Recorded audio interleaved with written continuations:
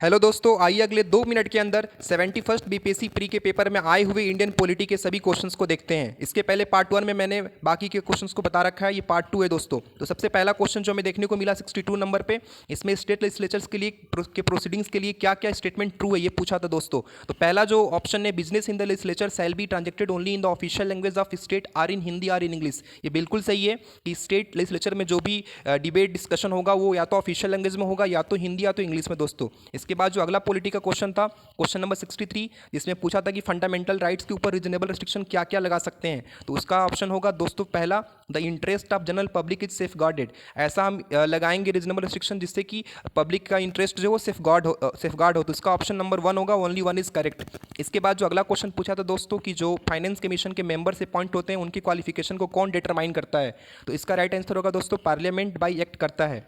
इसके बाद 65 question number था पॉलिटी का, जिसमें हमसे हाउस के समनिंग वगैरह को लेकर क्वेश्चन पूछा था। The summoning of the house means convocation, बिल्कुल सही स्टेटमेंट है दोस्तों। प्रोरोगेशन एंड सेशन ये भी सही था।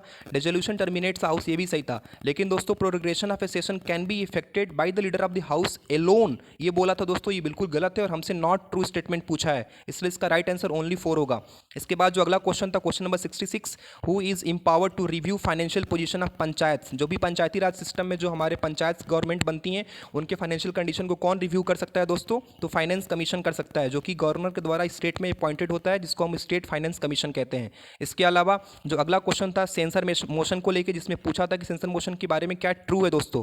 तो it is different from the non confidence motion, ये इसका राइट आंसर बी हो जाएगा। इसके अलावा लास्ट क्वेश्चन जो पॉलिटी का पूछा था कि हाई कोर्ट और सुप्रीम कोर्ट के जुरिस्डिक्शन में कौन सा सब्जेक्ट फॉल करते हैं। तो इसका राइट आंसर होगा दोस्तों protection of fundamental right. Mainly high court और सुप्रीम कोर्ट दोनों के जुरिस्डिक्शन में आते हैं। हाई कोर्ट में 226 आर्टिकल के थ्रू हम जा सकते हैं और 32 आर्टिकल का यूज़ करते हुए सुप्रीम कोर्ट में जा सकते हैं दोस्तों। तो इतने ही पॉलिटी के क्वेश्चन आए थे।